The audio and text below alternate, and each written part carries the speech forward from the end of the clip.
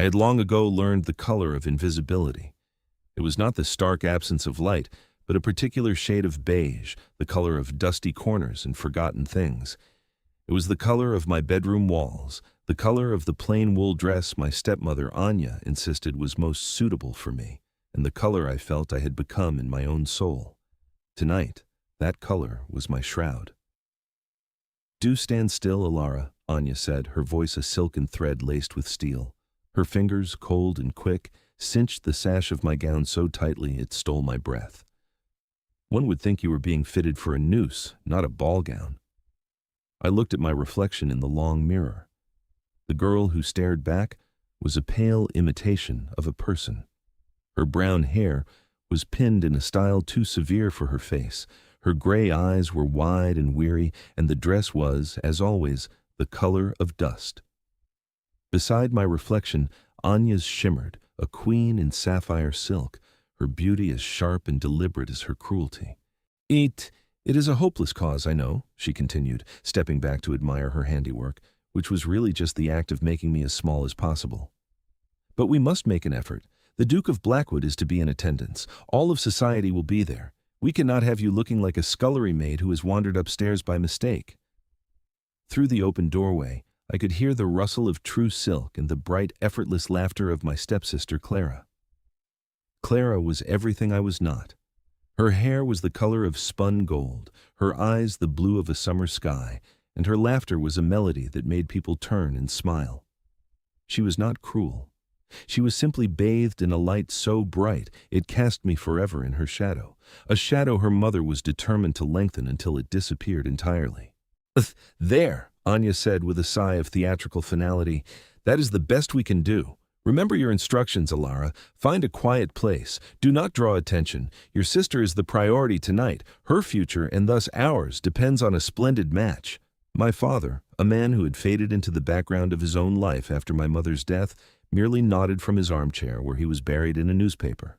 His agreement was a familiar, dull ache in my chest. He had chosen peace over me, a quiet life over his own daughter's quiet desperation. I did not blame him, not anymore. Blame required energy I no longer possessed. The ballroom at Crestwood House was a galaxy of glittering chandeliers and shimmering gowns. The air hummed with music, laughter, and the scent of hothouse flowers and expensive perfume. It was a world in which I was an alien, a creature from a different, dimmer star. True to her word, Anya guided me not towards the dance floor, but away from it. With a firm hand on my elbow, she steered me past swirling couples and gossiping matriarchs to a lonely alcove tucked behind a monstrously large potted fern. "Here," she whispered, her voice conspiratorial, as if she were hiding a precious treasure rather than discarding a piece of unwanted luggage. "The view is perfectly adequate, and you will not be underfoot. Do not move from this spot." And then she was gone, melting back into the brilliant throng to present Clara, a diamond for the world to admire. I was left alone with the fern. Its fronds drooped, casting long skeletal shadows on the marble floor. I sank onto the small, velvet-cushioned bench hidden within the alcove, the fabric cool against my skin. This was my place, the back of the room, the space between spaces. I had been pushed here so many times in so many ballrooms that it had begun to feel like home. From my vantage point, I could see everything. I watched Clara, radiant and confident, being introduced to a string of eligible young men. I watched my father stand awkwardly by the punch bowl, looking lost. I watched Anya navigate the social currents with the predatory grace of a shark. I was a ghost at the feast, a silent observer of a life I could not touch. I traced the patterns in the marble with the toe of my slipper, my mind drifting to my true passion, the one secret solace I possessed, the history of architecture.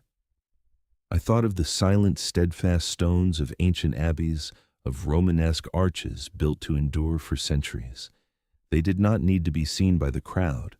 Their worth was inherent, their strength etched into their very design. Unlike me. A sudden shift in the room's atmosphere, a subtle dip in the hum of conversation, drew me from my reverie. A footman, his voice resonating with an uncharacteristic note of awe, announced a new arrival. His Grace, the Duke of Blackwood. A hush fell. It was not a silence of politeness, but one of shock and fascination. The Duke of Blackwood was a name whispered in drawing rooms, a figure of mythic proportions. Immensely wealthy, impossibly powerful, and notoriously reclusive, he had not attended a major social event in nearly a decade. They said he was a man carved from ice, his heart frozen by the tragic death of his younger brother years ago. He stood at the grand entrance, and even from my distant corner, his presence was a physical force.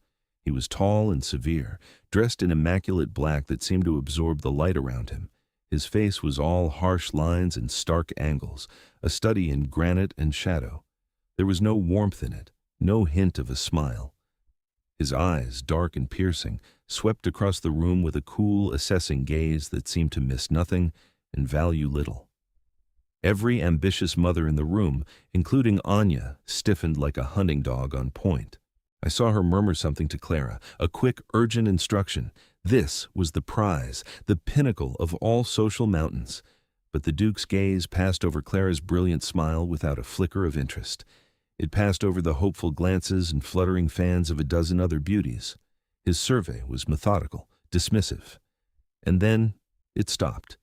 His eyes, dark and unreadable from across the vast expanse of marble and silk, found my alcove. They found me. For a heart-stopping moment, I was certain he was looking at the ornate tapestry behind me, or perhaps the drooping fern. It was impossible. People did not see me, especially not men like him. But he did not look away.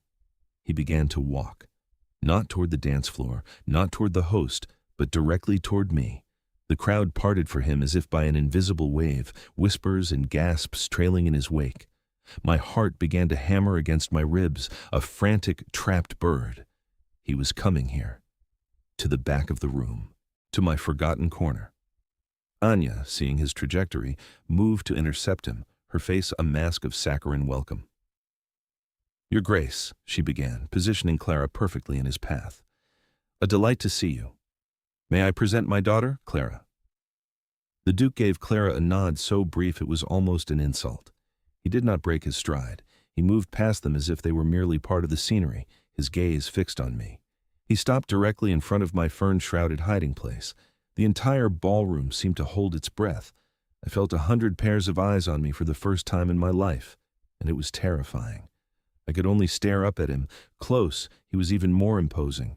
He was a monolith of a man, emanating an aura of absolute stillness and control. His voice, when he spoke, was a low, resonant baritone, devoid of any social flourish. It was the sound of stone striking stone. I was informed, he said, his eyes holding mine, that I might find the author of the Silent Stones of Elara in attendance tonight. The world tilted on its axis. My breath caught in my throat. The Silent Stones of Elara was a dense scholarly monograph on pre-Norman church architecture. It was my secret heart, my soul's work, published under the dry academic pseudonym E.A. Finch to avoid Anya's scorn. No one knew. No one. I could not form a word. I could only nod, a tiny jerky movement, a flicker of something, not quite a smile but a subtle easing of the severity around his mouth, touched his face. I had hoped. The chapter on the structural integrity of the barrel vault at St. Giles was a masterpiece of analysis. He extended a gloved hand. I am Alistair Beaumont. Would you do me the honor of a dance, Mr. Finch? The use of my pseudonym was a private acknowledgement, a shared secret in a room full of strangers. The blood rushed to my face. I placed my trembling hand in his. His grip was firm and cool. He drew me to my feet and out of the shadows of the alcove.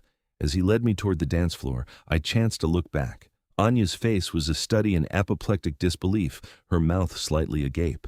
Clara looked utterly bewildered. For the first time, I was not in her shadow. I was the one bathed in an impossible, terrifying light, and the man who had put me there was the coldest, most powerful man in the country. I did not understand. I could not comprehend it. As he took me in his arms for the waltz, I felt like I was dancing on the edge of a precipice, unsure if I was about to learn to fly or to fall. The dance was a blur of muted colors, and the steady, grounding pressure of his hand on my back. He moved with an unexpected grace, guiding me through the steps with an assuredness that left no room for my own fumbling. He did not speak, and for that I was grateful. The questions storming my mind were too loud for conversation. Why me? How did he know? Was this some elaborate, cruel joke? The music ended, and I expected him to return me to my corner and forget I existed. He did not. He led me from the floor and, with a polite but unbreakable grip on my arm, guided me toward a set of French doors leading to a terrace. The cool night air was a relief against my heated skin. "My apologies for the theatrics," he said, his voice softer now that they were away from the din. "It seemed the most efficient way to get past your guardians." "How did you know?" I finally managed to whisper, the words feeling fragile in the vastness of the night. "A few years ago, the Westering Historical Society published a short paper on the erosion of local church facades. The author was listed as Miss Elara Vance. The prose had a certain signature, a precision of thought. When I read The Silent Stones of Erador last month, I recognized the voice. It took my solicitors a week to confirm the connection. He had investigated me. The idea was both invasive and strangely validating. He had not just seen me, he had sought me out. He had looked for the mind behind the words, not the face in the crowd. "You are a remarkable scholar, Miss Vance," he said simply, as if stating a fact of nature, like the sky being blue. "Your work has a clarity I have rarely encountered." I had no response. Praise was a foreign language. Compliments had always been reserved for Clara. I was the quiet one, the bookish one, words used not as descriptors but as dismissals. To have my secret work, the truest part of myself, seen and lauded by this man, it felt like a dream from which I would soon be violently shaken awake. The rest of the evening passed in that same state of unreality. He stayed by my side, engaging me in a low, intense conversation about Romanesque influences in the northern counties. He procured a glass of chilled lemonade for me without my asking. He was a shield, a bulwark against the curious stares and Anya's simmering fury. When my father finally shuffled over to announce our departure, the Duke's farewell was formal, but his eyes held mine for a moment longer than necessary. "I hope our conversation is not concluded, Miss Vance." The carriage ride home was thick with a silence more menacing than any shouting. Anya sat ramrod straight, her jaw clenched. Clara kept darting confused glances between me and her mother. I stared out the window, watching the gaslight slide by, my mind replaying every word, every look. The feel of his glove on my hand was a phantom warmth I could still feel. The next morning, the bomb detonated. A footman in the Duke of Blackwood's livery delivered a stiff, cream-colored envelope. It was addressed to me. My hands shook as I opened it. It was an invitation to view the Duke's private collection of architectural folios at his city residence, Blackwood House, that very afternoon. "Absolutely not," Anya snapped, snatching the invitation from my grasp. "Anya, my dear," my father said, a rare note of caution in his voice. "To refuse the Duke of Blackwood, it is simply not done. It would be a grave insult." Anya's eyes narrowed. She was caught between her desire to punish me and the fear of offending a man of his stature. Social preservation won. "Fine," she hissed, thrusting the card back at me. "But do not mistake this for anything, Elara. He is a strange, reclusive man with an odd hobby. He has found a fellow eccentric, that is all. It is a whim. It means nothing. Do not get ideas above your station." But it was too late. An idea, fragile and terrifying, had already taken root. The idea of being seen. Blackwood House was not a home. It was a fortress, a monolith of gray stone that loomed over the fashionable square, its windows dark and watchful. A severe-looking butler led me through a hall of chillingly grand proportions into a library that stole my breath. It was 2 stories high, walled with books from floor to ceiling, with a rolling ladder and a scent of old paper and lemon oil. This was not a room for show. It was a room for work. The Duke was standing by the fireplace, not in formal attire, but in a simple shirt and waistcoat. He looked less like a duke and more like a scholar in his natural habitat. A woman with iron-gray hair and a kind face stood nearby. "Miss Vance," he said with a nod. "Welcome. This is my housekeeper, Mrs. Gable. She will bring us tea." Mrs. Gable gave me a small, genuine smile that reached her eyes. "A pleasure, miss. His Grace has been looking forward to your visit."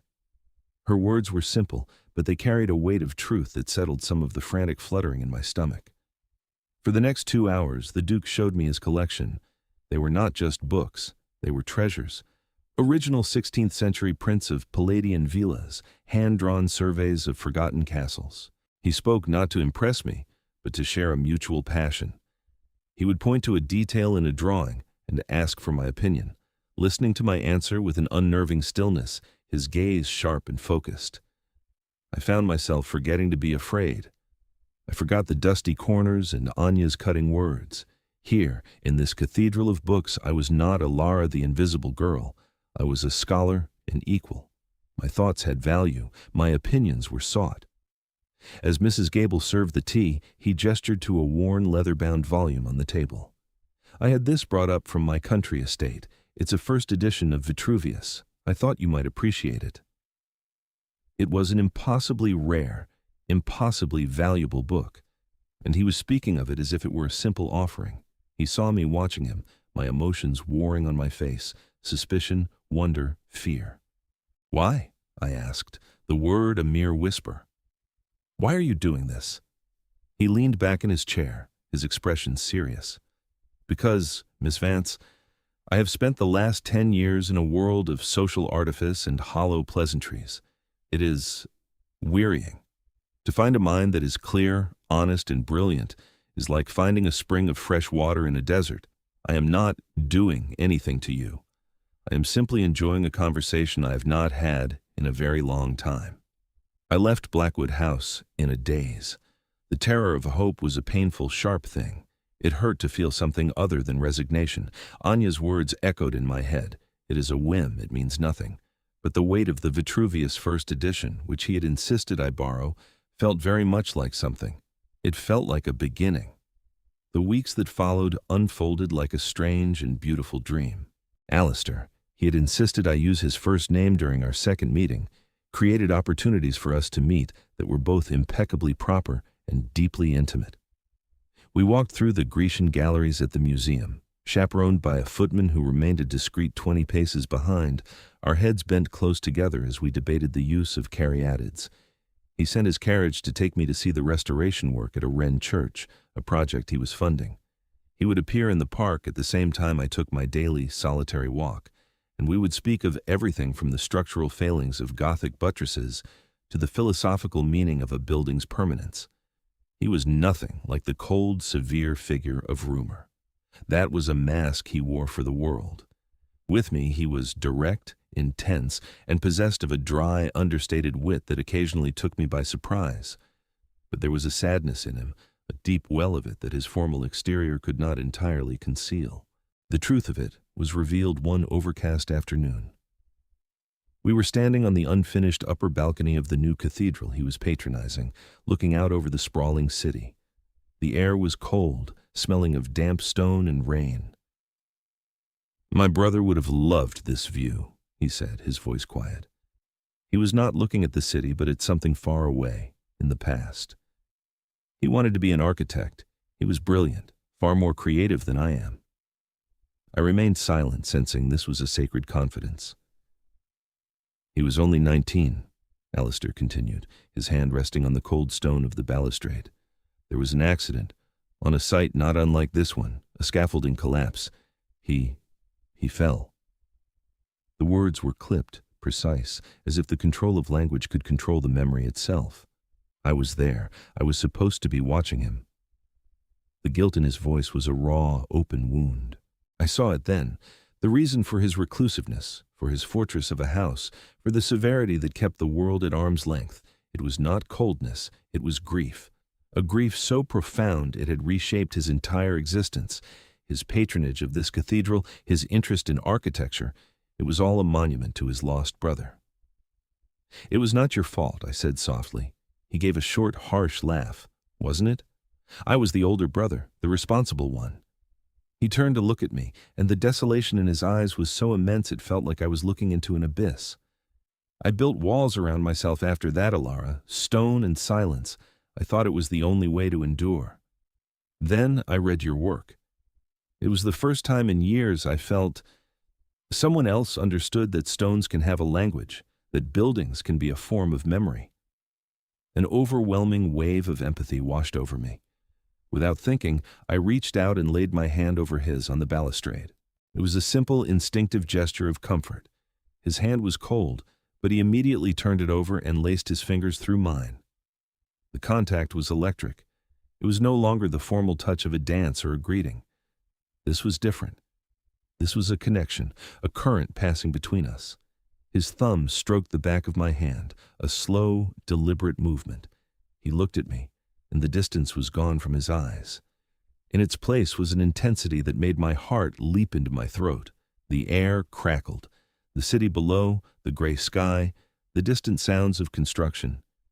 It all faded away until there was only the pressure of his hand on mine and the startling, vulnerable truth in his gaze. A near smile, the first I had ever truly seen, transformed his face, softening the harsh lines and revealing the man beneath the duke. In that moment, I knew. I knew this was not a whim, and I was falling irrevocably in love with him. The shift was undeniable. Anya saw it. The way I no longer walked with my head bowed. The small, secret smiles I could not contain after receiving a note from Alistair. The light that had begun to dawn in my eyes. She saw the Duke's carriage arriving at our door with increasing frequency, not for Clara, but for me. And she perceived it as a direct assault on her authority. My happiness was a rebellion she could not tolerate. Her plan to marry Clara to a wealthy marquis was faltering. All society could talk about was the reclusive Duke of Blackwood and his bizarre fixation on the Viscount's plain, bookish daughter. I was no longer an invisible piece of furniture. I was an obstacle, a threat. And so she decided to act with all the subtle cruelty she possessed. It began with a letter. A week after that transformative moment on the cathedral balcony, Alistair's visits abruptly stopped. His daily notes ceased to arrive. A chilling silence fell, and the fragile hope in my heart began to wither. I told myself he was busy, that his duties had called him away, but the cold dread in my stomach knew better. 2 days into this silence, Anya called me into the drawing room. She was seated at her writing desk, a smug, triumphant look on her face. My father and Clara were also present, their expressions uneasy. "Elara," Anya began, her voice dripping with false sympathy.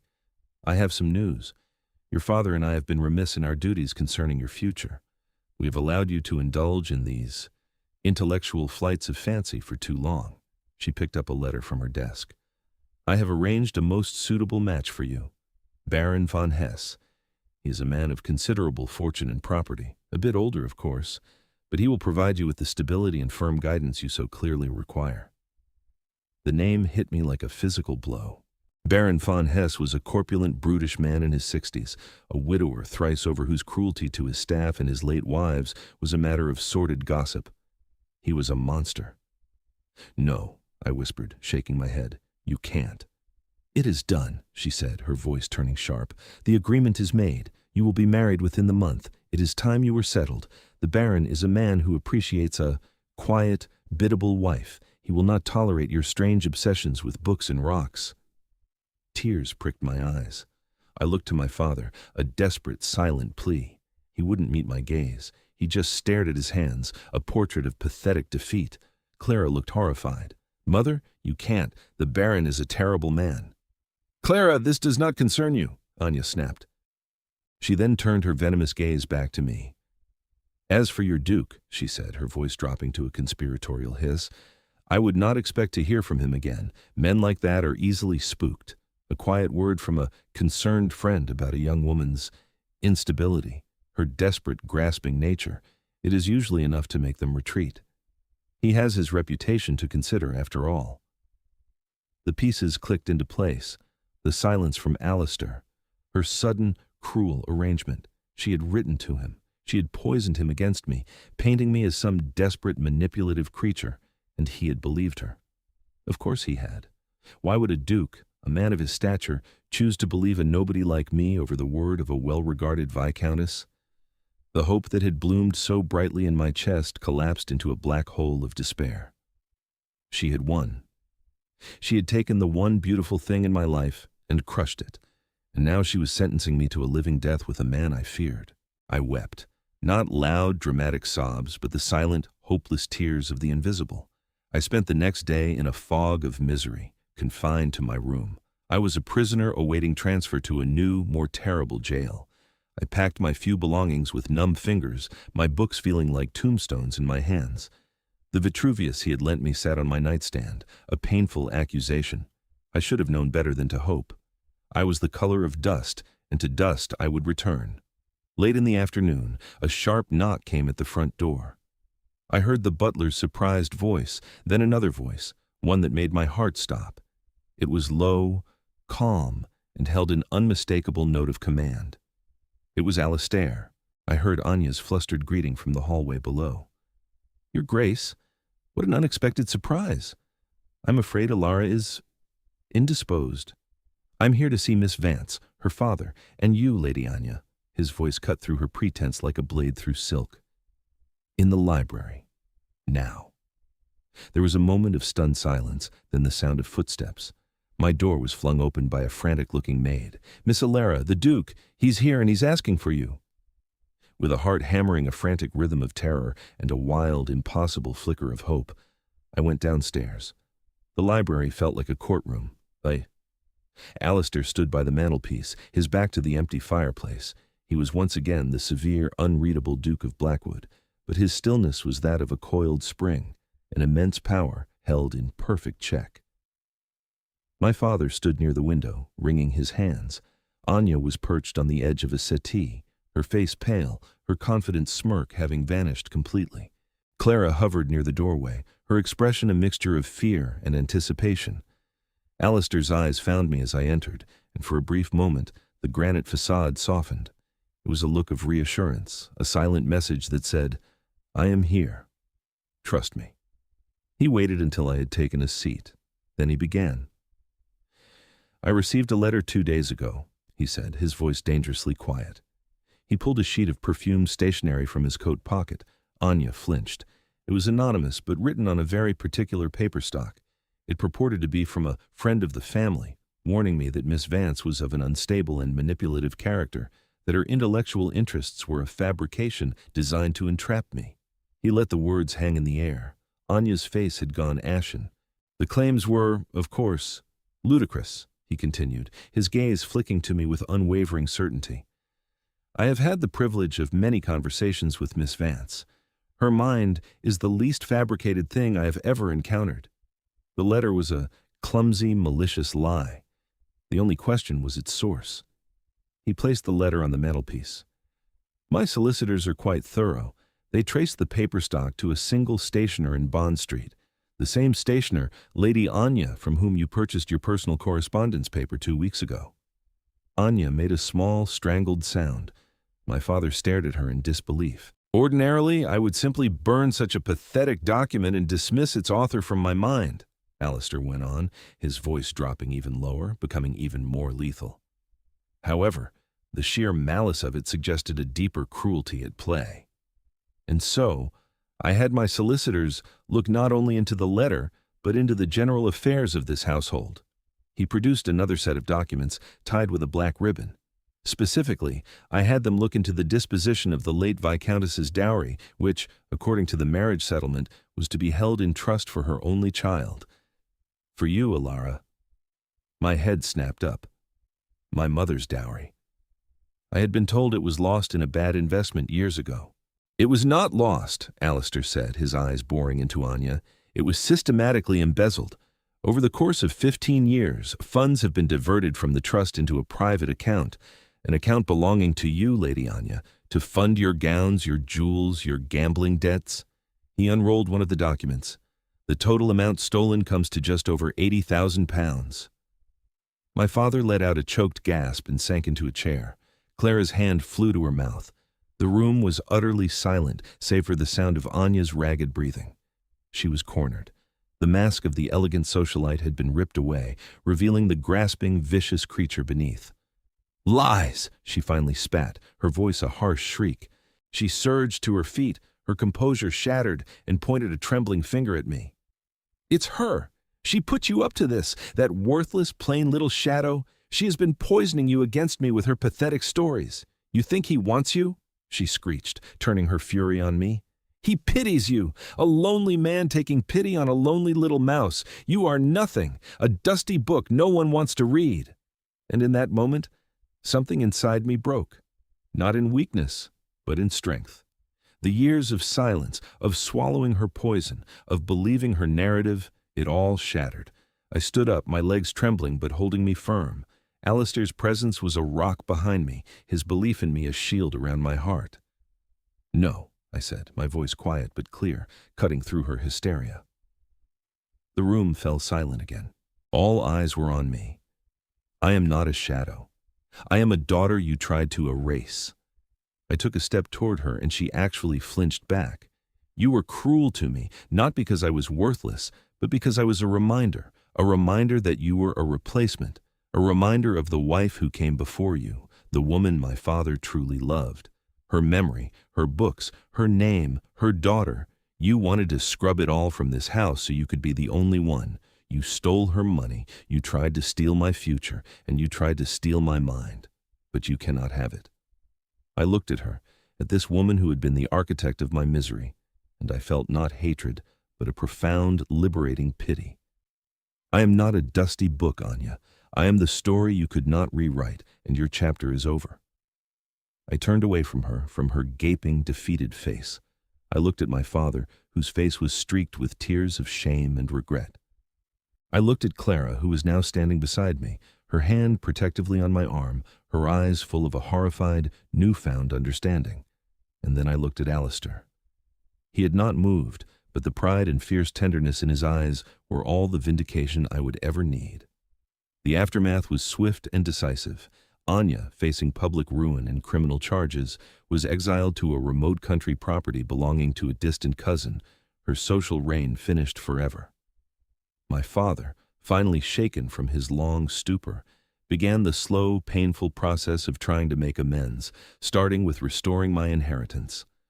Clara, bless her, became my staunchest ally, her former obliviousness replaced by a fierce, protective loyalty. But all of that was just the background noise to the one conversation that truly mattered. After Anya and my family had departed in their various states of disgrace, Alistair and I were left alone in the quiet library. The air was still charged, but the tension had been replaced by a profound sense of peace. I was shaking, drained from the confrontation, but I felt lighter than I had in my entire life. I felt free. He did not rush to my side.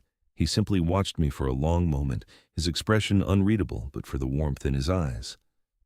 "Are you all right, Elara?" I nodded, unable to speak past the lump in my throat. He crossed the room and led me not to a formal settee, but out through the French doors into the garden, which was bathed in the soft golden light of the late afternoon. He guided me to a simple stone bench near a bed of late-blooming roses. He stood before me for a moment, then said, "What you did in there. You found your voice, Elara. It was the bravest thing I have ever witnessed." "You gave it to me," I whispered, looking up at him. "You saw me when no one else did." Alistair shook his head, a small, firm gesture. "No, I did not give you your voice. It was always there. I only provided the light switch for a room that was already furnished. You were the one who had to speak." He paused, then took my hands in his. His touch was warm and steady. "I did not come here today to be your rescuer, Elara. I came because I could not bear another day without hearing your thoughts on the world, because the silence was intolerable."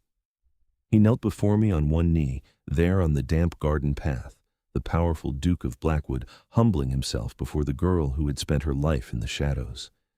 His face was stripped of all its ducal severity, leaving only the raw, vulnerable heart of the man. "I have lived in a fortress of my own making for a decade," he said, his voice rough with an emotion he no longer tried to hide. "It was a cold, silent place. You have filled it with light and conversation. You have shown me what it is to build something new, not just to memorialize what is lost. I do not wish to be your rescuer, Elara. I wish to be your partner, your collaborator, your friend. I wish to spend the rest of my life in conversation with you, to see you and be seen by you every single day." He looked directly into my eyes, his own shining with a fierce, unwavering sincerity. "Elara Vance, the most brilliant and courageous woman I have ever known, will you do me the profound honor of becoming my wife?" Tears streamed down my face, but they were not the tears of sorrow I was so accustomed to. They were tears of joy, of relief, of a happiness so immense it felt as if it might break me open. "Yes," I breathed, the word a prayer of thanks. "Yes, Alistair. Yes." He rose and gently pulled me to my feet, framing my face with his hands. He wiped away my tears with his thumbs, and then he kissed me. It was not a hesitant, questioning kiss. It was a kiss of certainty, of arrival. It was deep and sure, and tasted of promises kept and futures beginning. It was the end of a very long, very cold winter, and the first true warm day of spring. In his arms I was not invisible. I was the only thing in the world he could see. A year later, I sat not in a dusty alcove, but at the great oak desk in the center of the library at Blackwood Manor, the Duke's country seat. It was our library now. Sunlight streamed through the tall, arched windows, illuminating the swirling dust motes in golden shafts of light. The scent of old books and beeswax was the scent of home. Outside, the autumn leaves were turning fiery shades of crimson and gold. Spread before me were the proofs for my new book, The Language of Form, an examination of secular and sacred spaces. And on the cover page, in elegant, clear type, was my name. Not a pseudonym, not a ghost. Elara Beaumont, Duchess of Blackwood. A pair of strong, warm hands settled on my shoulders. I leaned back, resting my head against Alistair's chest as he looked down at the pages. "The chapter on the Cistercian abbeys is particularly fine," he murmured, his breath warm against my hair. "You have a way of making stone sing." I smiled, turning my head to look up at him. The lines of grief that had once seemed etched so permanently into his face had softened. They were still there, a part of his story, but now they were accompanied by lines of laughter and contentment. He was no longer a man haunting the ruins of his past. He was building a future. We were building it together. He pointed to a specific passage. "I disagree with your assessment of the clear story here, however," he said, a playful glint in his eye. "The engineering is clearly derivative of the work at Fountains Abbey, not a new innovation." "It is derivative in style, but not in execution," I countered, tapping the page. "Look at the weight distribution. It's far more ambitious." He leaned in closer, our heads bent together over the architectural drawing, and we began to debate, our voices a low, happy murmur in the quiet, sunlit room. This was our life, a life of conversation, of shared passions, of mutual respect, a life where my thoughts were not a peculiarity to be hidden, but a treasure to be shared. Later that evening, we stood on a balcony overlooking the sprawling estate, a cashmere blanket wrapped around our shoulders against the crisp autumn air. The moon was a perfect silver disk in the indigo sky. I thought back to that ballroom, to the girl cowering behind a fern, convinced of her own worthlessness. She felt like a character from a sad story I had once read, a person I barely knew. Alistair's arm tightened around me. "What are you thinking about?" he asked softly. I looked up at his beloved face, illuminated by the moonlight. "I was thinking about the color of invisibility," I confessed. "I used to think it was the color of dust." "And now?" I smiled, a real, unburdened smile that reached my eyes and filled my heart. "Now I know there is no such thing. There are only rooms without enough light, and people who have not yet learned how to see." He leaned down and kissed me, a gentle, familiar kiss that spoke of home. In the vast, quiet darkness, I was not hidden. I was found. I was cherished. I was seen. And I knew, with a certainty as solid and enduring as the stones of the house around us, that I would never be in the back of the room again.